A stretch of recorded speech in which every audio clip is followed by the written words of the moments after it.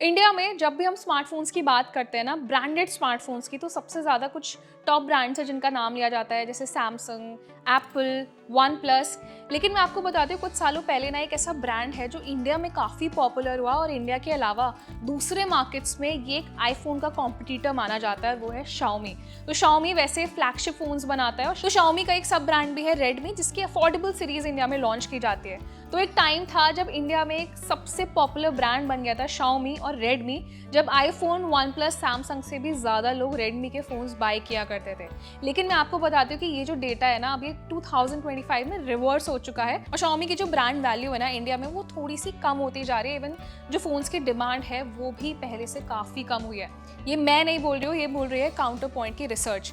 तो अभी latest research में जो डेटा आया है उसमें बताया गया है कि शाओमी को वीवो, ओप्पो जैसे ब्रांड्स ने भी पीछे छोड़ दिया है। और जब मैं वीवो, ओप्पो का नाम ले रही हूँ ना, तो उसमें एक जो ब्रांड है जो इंडिया में इस टाइम सबसे ज़्यादा पसंद किया जा रहा है, वो है वीवो। इवन जब 2024 की आईडीसी की रिपोर्ट आई थी, तो उसमें देखा गया था वीवो एक ऐसा ब्रांड था जिसने one plus, Oppo, Apple, Samsung जैसे ब्रांड्स को पीछे छोड़ दिया था, और 2024 में सबसे ज़्यादा वीवो के स्मार्टफोन्स इंडिया में सेल हुए थे। अब उसकी वजह ये है कि वीवो अब क्वालिटी पर फोकस कर रही है, बजट फ्रेंडली स्मार्टफोन्स लेकर आ रही है, नए फीचर्स दे रही है जो हमें अभी तक आईफोन या गूगल पिक्सल में भी नहीं मिलते हैं। तो अब रिपोर्ट में ये बताया गया है कि शाओमी की जो डिमांड है ना, वो काफ़ी ज़्यादा कम हो गई है। अभी जो शाओमी का इंडियन मार्केट कैप्चर किया गया है ना, उसमें वो 4th नंबर पर आ चुकी है, जो पहले टॉप नंबर पर रहा करती थी, और इसको सरपास किया है सैमसंग और ओप्पो जैसे ब्रांड्स ने भी। तो वीवो के बाद जो स्मार्टफोन ब्रांड सबसे ज़्यादा इंडिया में पसंद किया जा रहा है, वो है सैमसंग।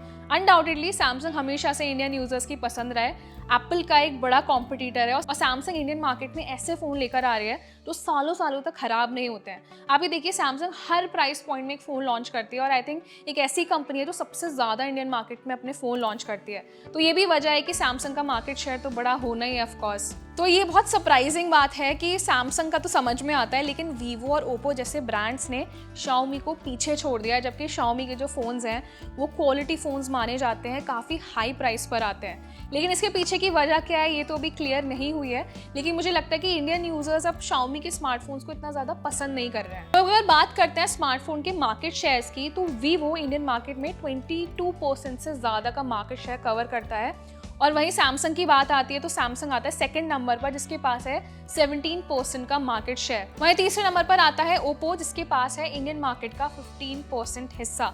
तो आप ये देखिए, वीवो इस टाइम सबसे ज़्यादा लीड कर रहा है सेगमेंट में। लेकिन कुछ रिपोर्ट्स में बताया गया था कि जब शाओमी ने अपनी रेडमी नोट सीरीज़ लॉन्च की थी ना लास्ट टाइम, तो शायद कुछ यूज़र्स को वो ज़्यादा पसंद नहीं आई थी, जिसकी वजह से डिमांड में ड्रॉप आया, और इसी वजह से लोग शाओमी के फ़ोन से बहुत ज़्यादा बाय करना पसंद नहीं करते हैं। सो मैं आपको वीवो का एग्जांपल देती हूँ। तो वीवो ने जब 2024 और 2025 में जो फ़ोन्स लेकर आ रहे हैं ना, उसमें कुछ ऐसे फीचर्स मिलते हैं जो अभी तक भी हमें किसी दूसरे ब्रांड के सस्ते स्मार्टफोन्स में नहीं मिलते हैं। जैसे वीवो मिड रेंज सेगमेंट में आपको AI इंटीग्रेटेड फ़ोन्स देता है, सोनी के कैमरा सेंसर्स देता है, कर्व डिस्प्ले देता है, क्वाड कर्व डिस्प्ले देता है। साथ ही में स्लिमेस्ट फ़ोन कंपनी ने लॉन्च किया, जो सबसे बड़े बैटरी साइज़ के साथ आता है। और साथ ही में वीवो का जो सब ब्रांड है iQOO, वो भी इंडिया में काफ़ी पसंद किया जा रहा है। तो ये एक वजह है कि वीवो के फ़ोन्स इंडियन मार्केट में इतने ज़्यादा पसंद किए जा रहे हैं। लेकिन इसे लेकर अभी मुझे भी डाउट है कि शाओमी की सेल इतनी अचानक से क्यों गिरी है, शाओमी के फ़ोन्स लोग क्यों पसंद नहीं कर रहे हैं। हाल ही में जब शाओमी 15 सीरीज़ लॉन्च हुई थी, तो काफ़ी क्वालिटी और अच्छे फीचर्स दिए गए थे फ़ोन में। तो आप हमें कॉमेंट सेक्शन में बताइए कि अभी जो डेटा मैंने आपको बताया, आपके हिसाब से शाओमी के फ़ोन्स की जो डिमांड है वो क्यों ड्रॉप हुई है, और अगर शाओमी नहीं तो आप कौन से ब्रांड का स्मार्टफोन ज़्यादा इस्तेमाल करना पसंद करते हैं, या कौन से ब्रांड का स्मार्टफोन है जो आप नेक्स्ट खरीदने की प्लानिंग कर रहे हैं। तो आपके आसपास जितने भी लोग हैं जो स्मार्टफोन्स को लेकर ज़्यादा एक्साइटेड रहते हैं, उनको अवेयर करने के लिए वीडियो उनके साथ शेयर करें, लाइक करें, और ऐसे इंटरेस्टेड टेक रिलेटेड वीडियोज़ के लिए हमारे चैनल को सब्सक्राइब भी करें।